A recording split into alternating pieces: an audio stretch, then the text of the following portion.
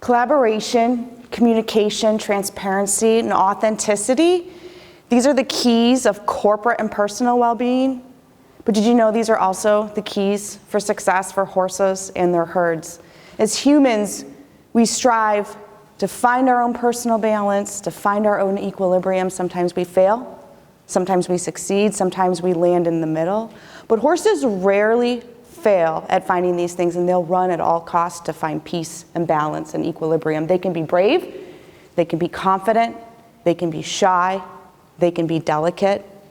Equine assisted learning, term we use is EAL, is a way that we can use horses to explore traits like communication, transparency, teamwork, leadership, doing activities with horses on the ground with herds, okay?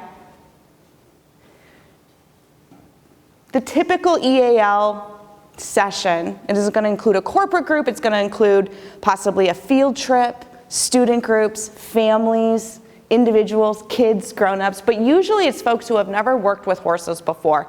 What you do is you put them in the arena with the horses, and we explore traits, we explore personality styles of the horses, we explore group dynamics of the horses, we write these things down, we talk about them, and we discuss them. And what the interesting thing is, and what the magic of EAL is that no matter what the group is, the takeaways are almost always universal. You'll hear the group say, well, this horse seemed really flighty, and this one seemed really distracted, and everybody's written it down. Or maybe this one seemed a little bit disengaged or disinterested or shy, and the entire group will talk about how it could be that they could spend some time working with that horse to make sure that they're motivated to be part of the group. Maybe you'll see folks all document, this one seemed really nosy, really touchy, kind of bossy, and everybody's written it down. And the reason that is because horses are honest. They spend so much time with each other that they become really, really honest in who they are, and they're really easy to be able to reflect that, where we can't necessarily replicate that in maybe a corporate training session or something like that. I'm an educator, I'm a business owner, a horse farm operator.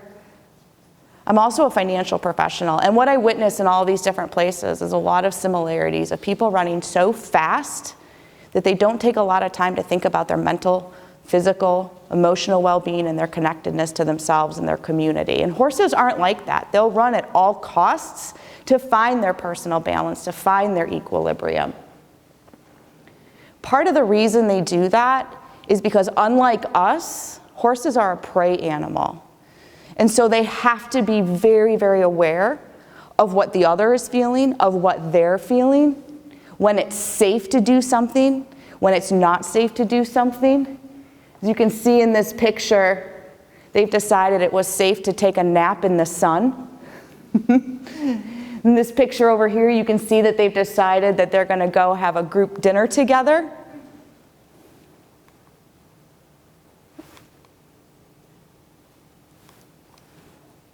They each have their own individual personality. Some have that bossy, feed me first mentality. Some are much more laid back and easygoing. Some are social butterflies, and if they feel that they've not been included in an activity, they're incredibly disappointed. Does this sound at all like a corporate environment or possibly a classroom to you? At the end of the day, they're not only in their individual personalities and who they are as they respond to stimuli, but they also are constantly looking for leaders. And that can change and that can be fluid. They're always looking for someone to sound the alarm, someone to say, hey, this is safe, we can move forward together.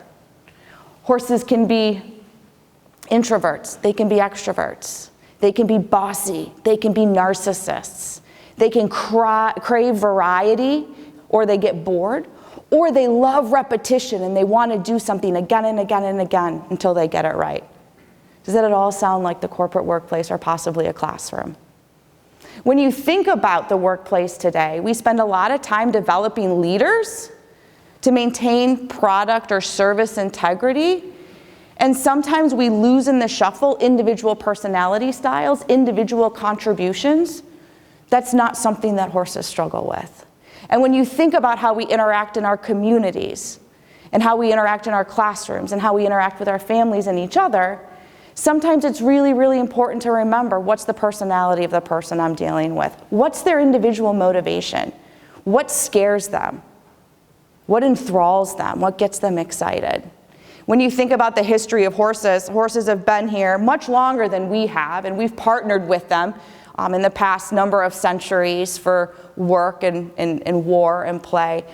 And we appreciate that partnership, but at the end of the day, horses were here long before us. And they were able to figure out a long time ago that individuals make up a herd, and the herd can move together. Thank you.